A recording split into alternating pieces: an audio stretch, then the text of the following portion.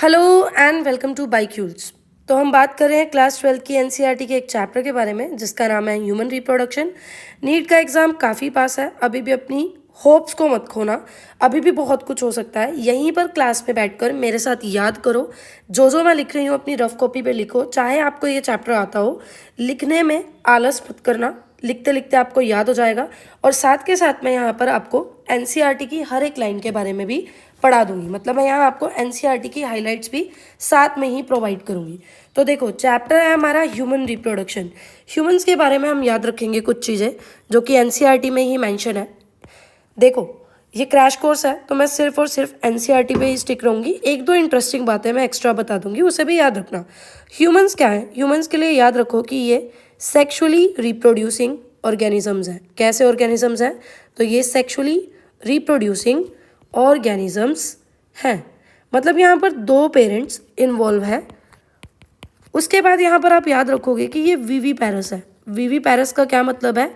जो direct young ones को birth दे उसे हम बोलते हैं वीवी पैरस। जैसे कुछ ऑर्गेनिजम्स होते हैं एग लेइंग होते हैं तो उन्हें हम ओवी पैरस बोलते हैं ना। अब इससे पहले कि आप ह्यूमन रिप्रोडक्शन में और आगे बढ़ो, आपको कुछ रिप्रोडक्टिव इवेंट्स के बारे में पता होना चाहिए। रिप्रोडक्टिव इवेंट्स, सबसे पहले हम बात करते हैं गैमेटोजेनेसिस की। गैमेटोजेनेसिस का क्या मतलब है? जेनेसिस का मतलब होता है फॉर्मेशन और गैमेटोजेनेसिस का मतलब होता है गैमेट की फॉर्मेशन। गैमेट की फॉर्मेशन मतलब मेल्स में स्पर्म और फीमेल में ओवम की फॉर्मेशन को हम गैमेटोजेनेसिस बोलते हैं। इसके बाद क्या होता है?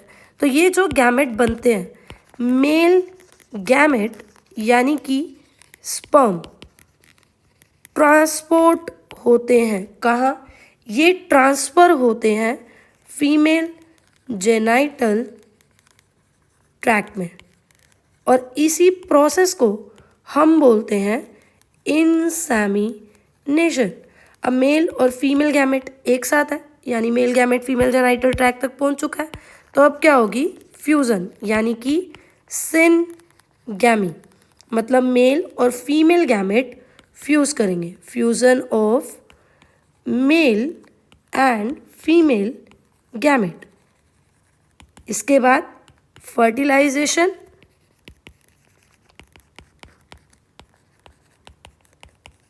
अब फर्टिलाइजेशन से पहले वाले जितने भी इवेंट हैं इन्हें हम प्री फर्टिलाइजेशन इवेंट्स बोलते हैं, और फर्टिलाइजेशन के बाद वाले जो इवेंट्स हैं उन्हें हम पोस्ट फर्टिलाइजेशन इवेंट्स बोलेंगे। जैसे ही फर्टिलाइजेशन हो जाएगी, जाइगोट बनेगा, एक ऐसा सिंगल सेल स्ट्रक्चर जिससे अर्थ के ऊपर सभी ऑर्गेनिजम्स की लाइफ स्टार्ट हुई है। जाइगोट में आके कुछ डिविजन्स होंगी जिन्हें हम क्लीवेज बोलते हैं, जिसकी वजह से ब्लास्टोसिस्ट बनेगा। यानी कि अगला जो इवेंट है वो है formation and development of blastocyst. इस चैप्टर में आप आगे ब्लास्टोसिस्ट के बारे में भी डिटेल में पढ़ोगे। ये जो ब्लास्टोसिस्ट है ना, ये अटैच हो जाता है। कहाँ अटैच हो जाता है? तो ये यूट्राइन बॉल में अटैच हो जाता है, यानी कि attachment of blastocyst to uterine wall. और इस प्रोसेस को क्या बोलते हैं? तो हम लोग इस प्रोसेस को बोलते हैं इम्प्लांटेशन। इसके बाद प्रेगनेंसी कंफर्म, और इसके बाद का जो पीरियड होता है वो होता है पीरियड ऑफ एम्ब्रियोनिक डेवलपमेंट, जिसे हम गेस्टेशन पीरियड भी बोलते हैं। ह्यूमन बींग्स में ये लगभग 9 मंथ्स का होता है। उसके बाद आपने क्या पढ़ना है? लास्टली क्या होगा जब एम्ब्रियोनिक डेवलपमेंट कंप्लीट हो चुकी है?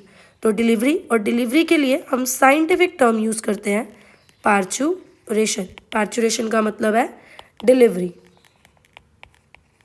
अब आपको कुछ एक दो बातें याद रखनी है। क्या याद रखनी है?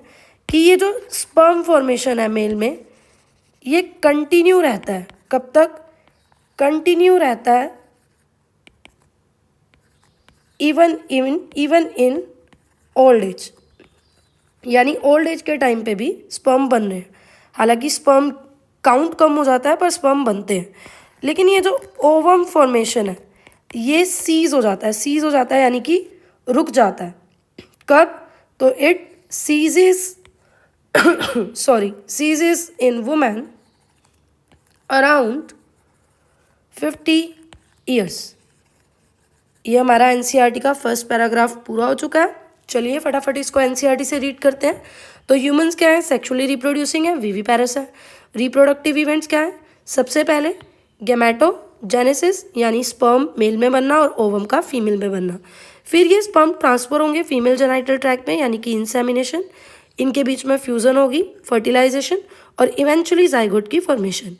ये इसके बाद ब्लास्टोसिस्ट फॉर्म होगा, डेवलप होगा और ब्लास्टोसिस्ट की अटैचमेंट होगी यूट्राइन वॉल में, जिसको इम्प्लांटेशन भी बोल रहे हैं। एम्ब्रियोनिक डेवलपमेंट यानी गेस्टेशन और इवेंचुअली डिलीवरी यानी कि पार्चुरेशन। ये सभी इवेंट्स प्यूबर्टी के आसपास, प्यूबर्टी के बाद स्टार्ट होते हैं। और रिमार्केबल डिफरेंस है मेल और फीमेल में क्या? स्पर्म फॉर्मेशन कंटिन्यू रहता है ओल्ड एज मैन में भी, पर ओवम बंद हो जाता है बनना 50 ईयर्स के आसपास। अब जो हमारा अगला टॉपिक है वो है हमारे पास मेल रिप्रोडक्टिव स्ट्रक्चर। सबसे पहले तो आप याद रखो आपने मेल रिप्रोडक्टिव स्ट्रक्चर में पढ़ना क्या है। तो पहले तो इसकी लोकेशन ही याद रखना। लोकेशन कहाँ है इसकी? तो मेल रिप्रोडक्टिव सिस्टम लोकेटेड है पेल्विक रीजन में। फटाफट से कमेंट सेक्शन पे बता दो पेल्विक रीजन कौन कौन सी बोन्स को फ्यूज कर कर बनता है। अब देखो मेल रिप्रोडक्टिव सिस्टम में आप पढ़ोगे टेस्टिस, टेस्टिस जिसे हम प्राइमरी सेक्स ऑर्गन भी कहते हैं। इसके अलावा आप पढ़ोगे असेसरी डक्ट्स। असेसरी डक्ट्स के नाम अभी एक बार पढ़ लो ताकि बाद में सुनने में नए नए ना लगे। तो यहाँ आप पढ़ोगे रेटे, टेस्टिस, वास, इफ्रेंशिया, एपिडिडाइमिस,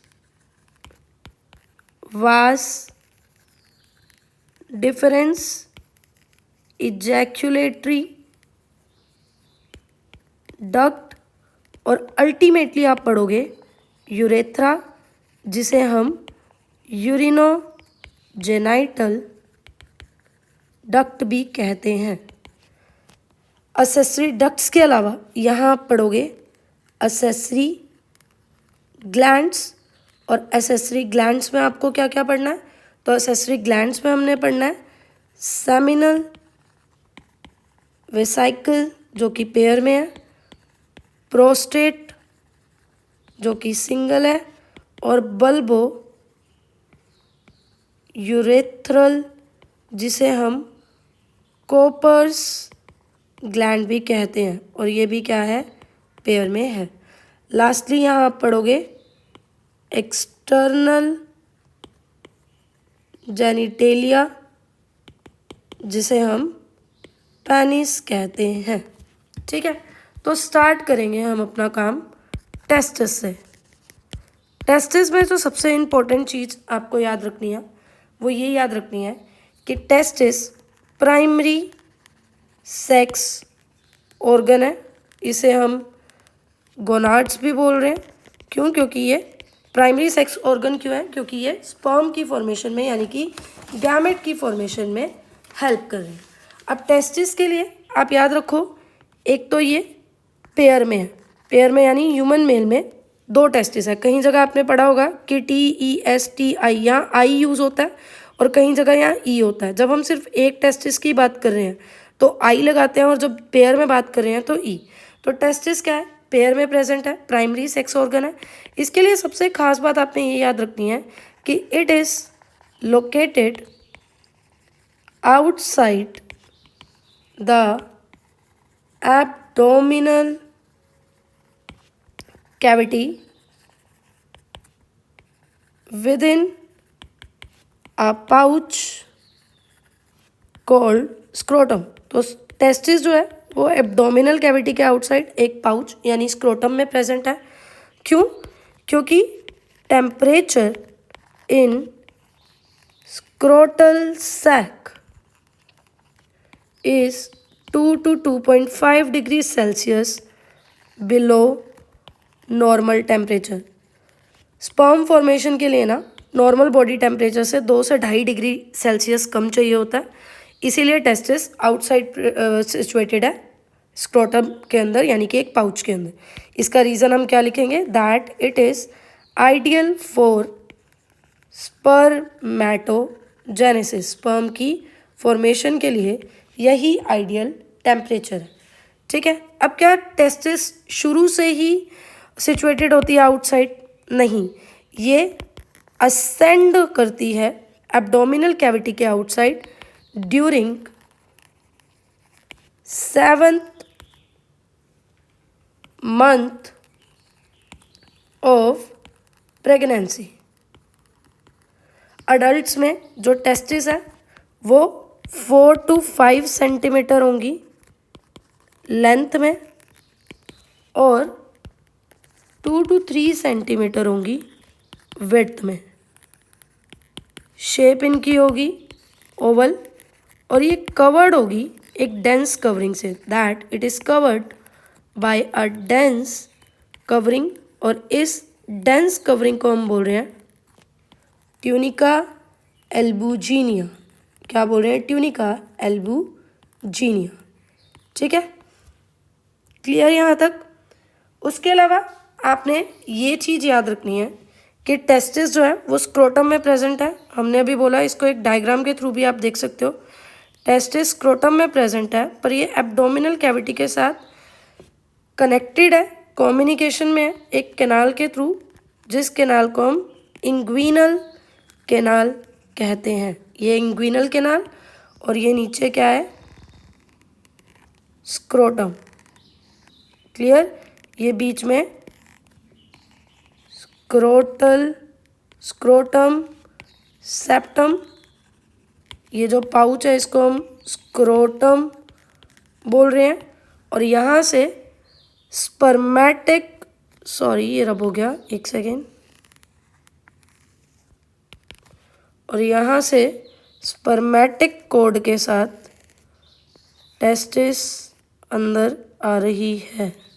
ठीक है, तो ये क्या है, टेस्टिस, और ऐसे ही हैंग नहीं है, ये जुड़ी पड़ी है स्क्रोटम के साथ, किसके थ्रू? ग्यूबरनैक्यूलम के थ्रू। अगर आप ये वाला पॉइंट नहीं भी याद रखोगे तो कोई दिक्कत नहीं है, ये एनसीईआरटी में नहीं है, सिर्फ मुझे इंटरेस्टिंग लगा तो मैंने आपको बता दिया। अब देखो, हमने बोला ह्यूमन मेल में जो टेस्टिस है ये ओवल शेप है। कैसी है? ओवल शेप, और पेयर में प्रेजेंट है। अब इसके बाहर एक लाइनिंग है, जिस लाइनिंग को हमने बोला ट्यूनिका एल्बुजिनिया। ये जो ब्लू कलर से मैं बना रही हूँ ये ट्यूनिका एल्बुजिनिया है, और ये अंदर की तरफ इन्वेजिनेटेड है, किसी किसी जगह से ये अंदर की तरफ जा रही है, जिसकी वजह से इस टेस्टिस के अंदर कुछ कंपार्टमेंट्स बन चुके हैं।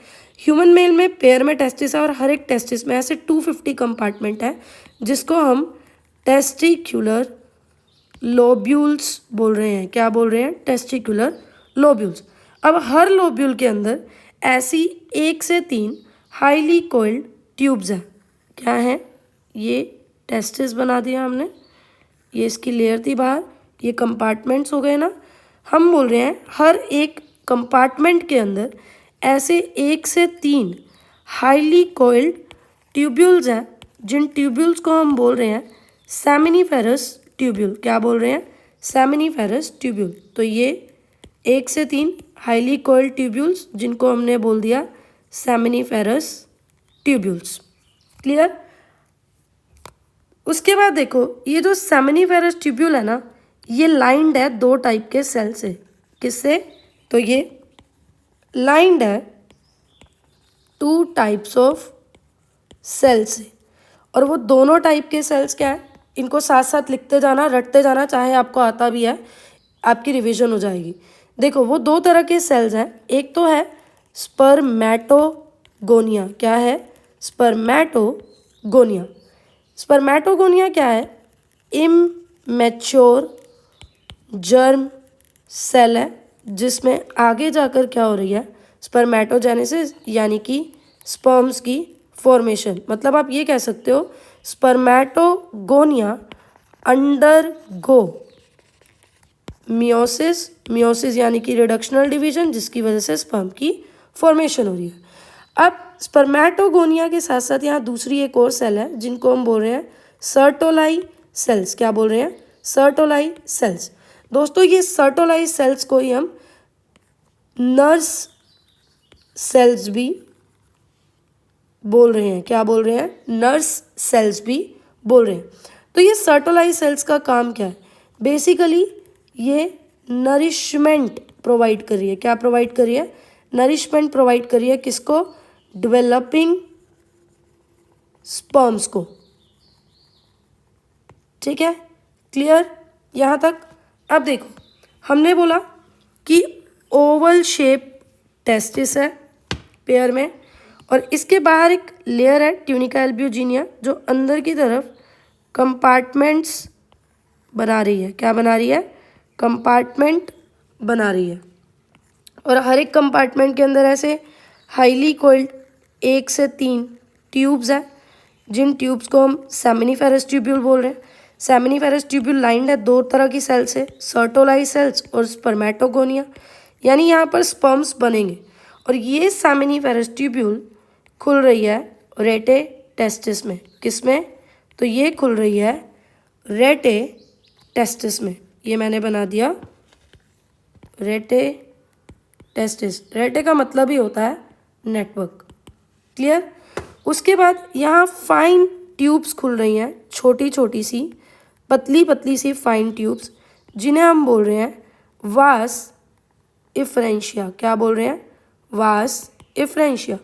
और अल्टीमेटली ये वास इफ्रेंशिया आगे जाकर खुल रही है एक बड़ी सी ट्यूब में, जिसको हम बोल रहे हैं एपिडिडाइमस। क्या बोल रहे हैं?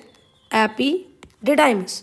और एपिडिडाइमस आगे लीड कर रही है वास डिफरेंस को। किसको? वास डिफरेंस को। यही से आप अंदाज़ा लगा सकते हो कि स्पर्म बने सेमिनिफेरस ट्यूब्यूल में। सेमिनिफेरस ट्यूब्यूल में स्पर्म बनने के बाद कहाँ गए? रेटे टेस्टिस में गए।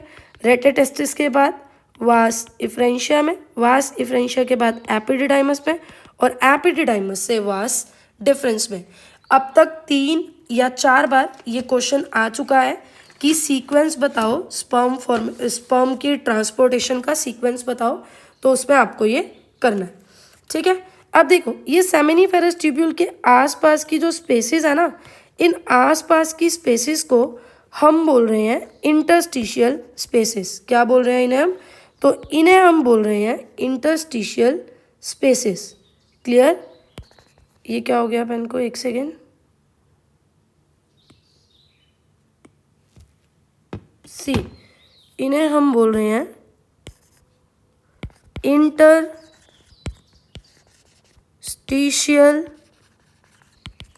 स्पेसेस। यहाँ इंटरस्टिशियल स्पेसेस में क्या प्रेजेंट है? तो इन इंटरस्टिशियल स्पेसेस में कुछ सेल्स प्रेजेंट हैं, जिन सेल्स को हम लेडिक सेल्स बोल रहे हैं। क्या बोल रहे हैं? तो इन सेल्स को हम लेडिक सेल्स बोलते हैं या इंटरस्टिशियल सेल्स भी बोलते हैं। इन लेडिक सेल्स का काम क्या है? ये भी नीट का ही PYQ है। तो ये लेडिक सेल सिंथेसाइज करते हैं। किसको सिंथेसाइज करते हैं? तो ये सिंथेसाइज करते हैं एंड्रोजन्स को। एंड्रोजन्स क्या है? सॉरी, टेस्टिकुलर हॉर्मोन्स को ही हम एंड्रोजन बोल रहे हैं। साथ साथ में इन्हीं इंटरस्टिशियल स्पेसेस में कुछ सेल्स प्रेजेंट है, जिन सेल्स को हम क्या बोल रहे हैं? इम्यूनोलॉजिकली कंपीटेंट सेल्स यहाँ पर इंटरस्टिशियल स्पेसेस पे प्रेजेंट है। आई होप यहाँ तक आपको ये सब कुछ क्लियर हो चुका होगा। अब देखो यहीं से आगे बढ़ते हैं। तो सबसे पहले तो एक क्विक रिवीजन लेते हैं, जिस क्विक रिवीजन में हमने क्या पढ़ना है कि स्पर्म्स रिलीज कैसे होते हैं टेस्टिस से। तो स्पर्म किस मैनर में रिलीज होते हैं? सेमिनिफेरस ट्यूब्यूल में बनते हैं। यहाँ से ये जाते हैं रेटे टेस्टिस, रेटे टेस्टिस से वास इफ्रेंशिया जो कि सीरीज ऑफ फाइन ट्यूब है, और वास इफ्रेंशिया से एपिडिडाइमिस में स्पर्म्स कुछ देर के लिए स्टोर होते हैं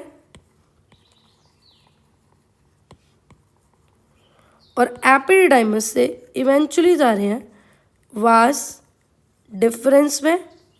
वास डिफरेंस आगे जाकर, अभी इसको आगे पढ़ते हैं हमने बेसिकली ये पढ़ लिया वास डिफरेंस तक। अब देखो क्या होगा, ये जो वास डिफरेंस है ना, ये असेंड कर जाएगी। क्या कर जाएगी?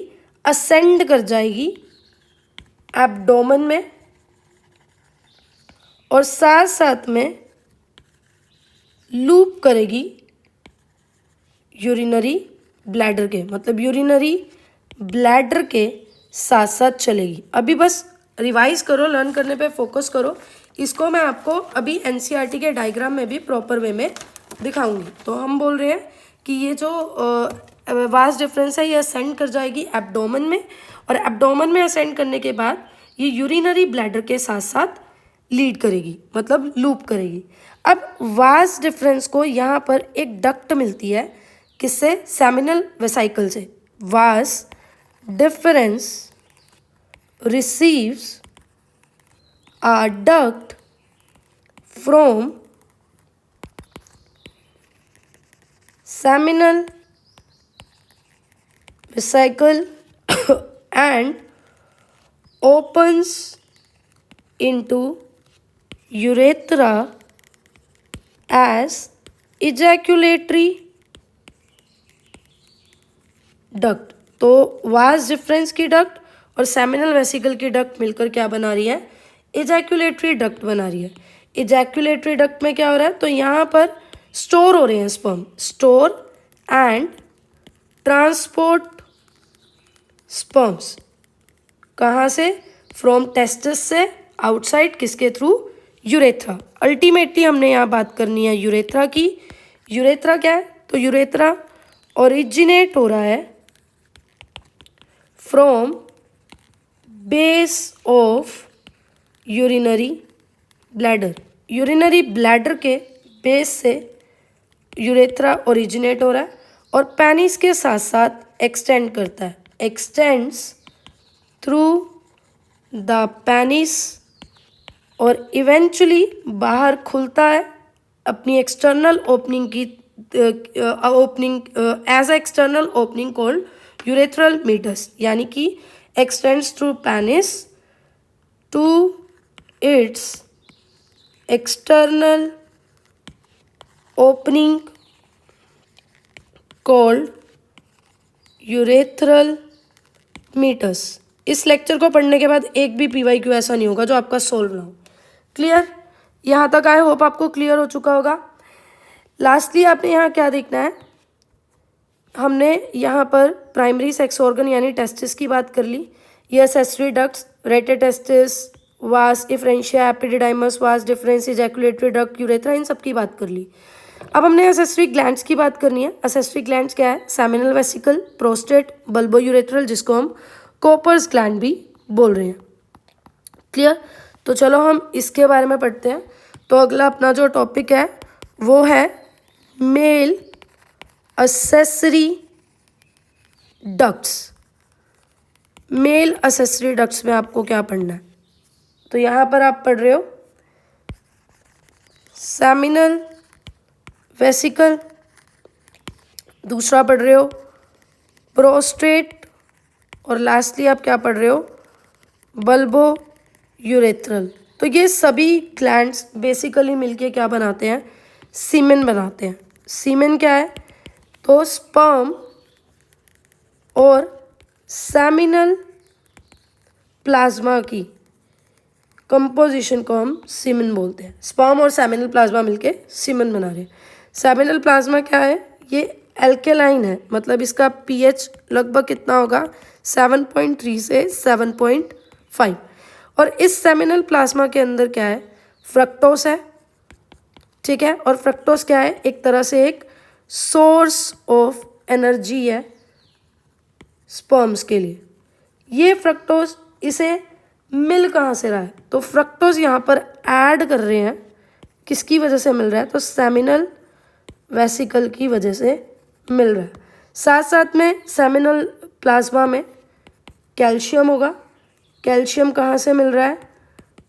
प्रोस्टेट ग्लैंड से। और साथ साथ में यहाँ पर कुछ एंजाइम्स होंगे। मतलब सेमिनल प्लाज्मा के अंदर क्या क्या है? फ्रक्टोस है, कैल्शियम है और कुछ एंजाइम्स हैं। अब इसका नेचर एल्केलाइन क्यों है? क्योंकि फीमेल जेनाइटल ट्रैक्ट का जो नेचर होता है वो एसिडिक होता है। तो बस उसी को न्यूट्रलाइज करने के लिए इसका जो नेचर है वो क्या होता है? एल्केलाइन होता है। लास्टली हम बात करेंगे एक्सटर्नल जेनेटिलिया की, और फिर हम इन सारी चीज़ों को एनसीईआरटी में पढ़ेंगे, यानी कि एक्सटर्नल जेनेटिलिया यानी कि पेनिस। ये जो पेनिस है ना, ये स्पेशल टिश्यू से बना होता है। ये स्पेशल टिश्यू पेनिस की इरेक्शन में हेल्प करते हैं।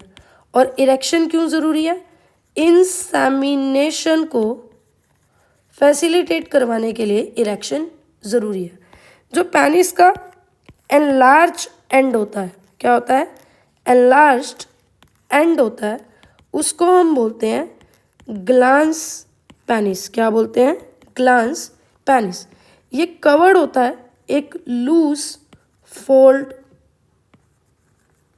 ऑफ स्किन से, जिस लूज फोल्ड ऑफ स्किन को हम फोर स्किन या फिर प्रीप्यूज भी बोलते हैं। आई होप कुछ चीज़ें आपको क्लियर नहीं हुई होंगी, उसको हम डायग्राम और एनसीईआरटी के थ्रू पढ़ते हैं। मैं पेज ऐड करती हूँ और फिर आपको बताती हूँ आगे। तो देखो, हम पढ़ रहे हैं मेल रिप्रोडक्टिव सिस्टम के बारे में। किसके बारे में? मेल रिप्रोडक्टिव सिस्टम के बारे में। ये जितनी भी चीज़ें लिखी हुई है ना, आपको 2 मिनट में रियलाइज़ होगा कि ये सारी चीज़ें मैं आपको बता चुकी हूँ। ठीक है, तो लेट्स गो, चलते हैं आगे।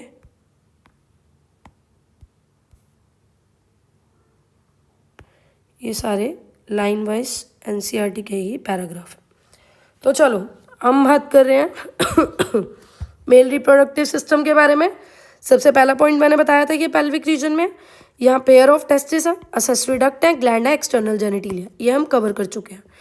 अब लिखा हुआ है testis outside situated abdominal cavity के एक पाउच में, स्क्रोटम में पढ़ चुके हैं, क्योंकि स्क्रोटम लो टेम्परेचर मेंटेन करने में हेल्प कर रहा है। कितना लो? 2 से 2.5 degree lower than normal body temperature, जो कि स्पर्मेटोजेनेसिस के लिए नेसेसरी है। फिर लिखा है एडल्ट में टेस्टिस ओवल शेप की है, लेंथ 4 to 5 सेंटीमीटर है, विड्थ 2 to 3 सेंटीमीटर है। मैच कर लेना है, एक भी पॉइंट इसका छूटा नहीं है, बल्कि एक आधा पॉइंट मैंने एक्स्ट्रा जरूर बताया होगा। टेस्टिस कवर है एक डेंस कवरिंग से, डेंस कवरिंग का नाम मैंने आपको बताया ट्यूनिका एल्ब्यूजिनिया। अब ये जो यहाँ पर टेस्टिस है, इसके 250 कंपार्टमेंट बन रहे हैं, जिसको हम टेस्टिकुलर लोब्यूल्स बोल रहे हैं। क्या बोल रहे हैं? Testicular lobules. ये आप देख रहे हो, ये एनसीईआरटी का ही डायग्राम है। यहाँ से क्वेश्चन आ सकते हैं बोर्ड में भी और नीट में भी। ये सारी लेबलिंग्स आपको याद करनी है, इनमें से कोई भी लेबलिंग हटाकर ABCD कर दे देंगे और वो आपको पहचानना है। प्रीवियस ईयर में भी ऐसा क्वेश्चन है जो मैंने आपको करवाया हुआ है, वो इस डायग्राम से है। अब देखो, ऐसे 250 लोब्यूल्स हैं। हर एक लोब्यूल्स में वो कह रहा है 1 से 3 हाईली कोइल्ड ट्यूब्स हैं, जिनको सेमिनिफेरस ट्यूब्यूल बोल रहे हैं। हर एक ट्यूब्यूल के अंदर लाइंड है 2 टाइप के सेल, एक तो मेल जर्म सेल यानी स्पर्मेटोगोनिया और दूसरे सर्टोलाई सेल्स। ये भी हो चुका है। मेल जर्म सेल में आगे मियोटिक डिवीजन होगी, यानी कि रिडक्शनल डिवीजन होगी, और अल्टीमेटली स्पर्म की फॉर्मेशन होगी। जो सर्टोलाई सेल्स हैं वो न्यूट्रिशन प्रोवाइड कर रहे हैं जर्म सेल को। सेमिनिफेरस ट्यूब्यूल के आसपास के रीजन को इंटरस्टिशियल स्पेसेस बोल रहे हैं, ये भी हमने लिख लिया था।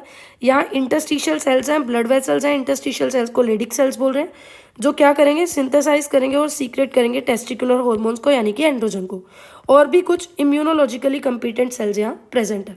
ये डायग्राम देखते हैं।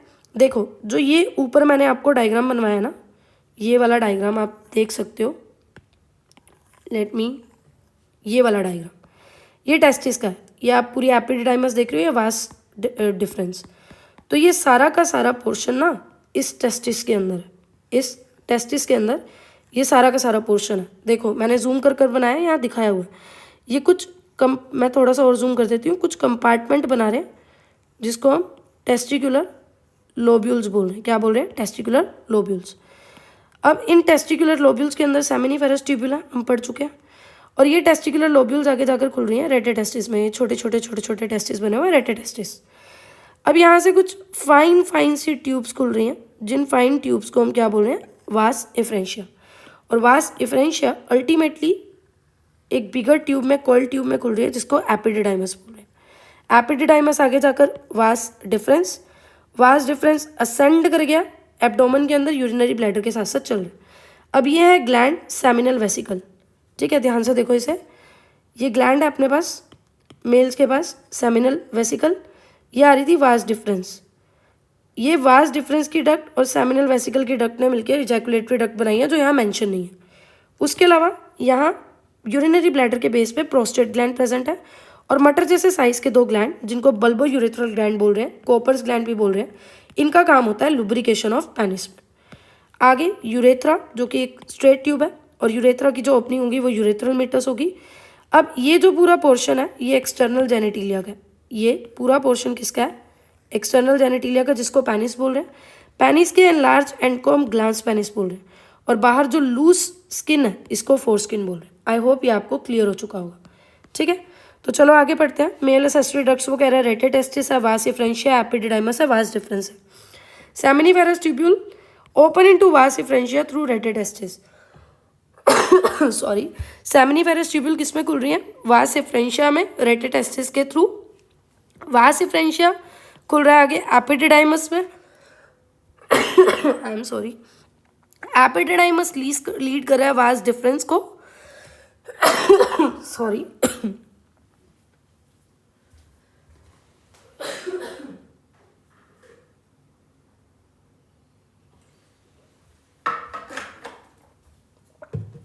I am sorry. चलिए आगे चलते हैं। हमने बोला एपिडिडाइमस लीड कर रहा है वास डिफरेंस को, जो कि असेंड कर रहा है एब्डोमेन में, और यूरिनरी ब्लैडर के साथ साथ लूप कर। यहाँ से इसे एक डक्ट मिलेगी सेमिनल वेसाइकल से, और ये बना देगा इजैकुलेटरी डक्ट। इजैकुलेटरी डक्ट में स्पर्म स्टोर हो रहे हैं और ट्रांसपोर्ट हो रहे हैं। उसके बाद यूरेथ्रा, जो कि यूरिनरी ब्लैडर के बेस पे है, इसकी एक्सटर्नल ओपनिंग को हम यूरेथ्रल मीटस कह रहे हैं। आगे ये डायग्राम दिया हुआ है हमें, सेक्शनल व्यू सेमिनिफेरस ट्यूब्यूल का। ये डायग्राम आप देख लेना, जिसमें हमें स्पर्मेटोगोनिया और स्पर्मेटोजोआ यानी कि स्पर्म दिखाए हुए हैं, साथ साथ में सर्टोलाइज सेल्स और इंटरस्टिशियल बेसिस में इंटरस्टिशियल सेल्स। लास्ट हमें पेनिस की बात की हुई है, जिसको एक्सटर्नल जेनेटिलिया बोल रहे हैं। ये स्पेशल टिश्यू से बना हुआ है, जो इसकी इरेक्शन में हेल्प करता है और इंसेमिनेशन करवाता है। पेनिस के एनलार्ज एंड को ग्लांस पेनिस बोल रहे हैं, और इसकी जो लूज फोल्ड है स्किन की, उसको फोर स्किन बोल रहे हैं। मेल एसेसरी ग्लैंड्स में आप पढ़ोगे सेमिनल वेसिकल, प्रोस्टेट और बल्बो यूरेथ्रल। इन सबकी सीक्रेशन सेमिनल प्लाज्मा बनाती है। सेमिनल प्लाज्मा के अंदर फ्रक्टोस है, कैल्शियम है और कुछ एंजाइम है। बल्बो यूरेथ्रल ग्लैंड किस में हेल्प करते हैं, लुब्रिकेशन ऑफ पेनिस में। तो ये आपका पूरा मेल रिप्रोडक्टिव सिस्टम हो चुका है, जिसे हमने प्रॉपर लिखते लिखते लर्न किया है, समझा है, और एट लास्ट एनसीईआरटी को भी पढ़ा है। ऐसे ही और लेक्चर्स के लिए please do like, subscribe and share Biqules. Thank you so much. Telegram channel का लिंक नीचे दिया है। डेली 15 प्रीवियस ईयर एमसीक्यू और उनकी डिटेल सॉल्यूशन के लिए उस चैनल को भी सब्सक्राइब कर लेना। Thank you.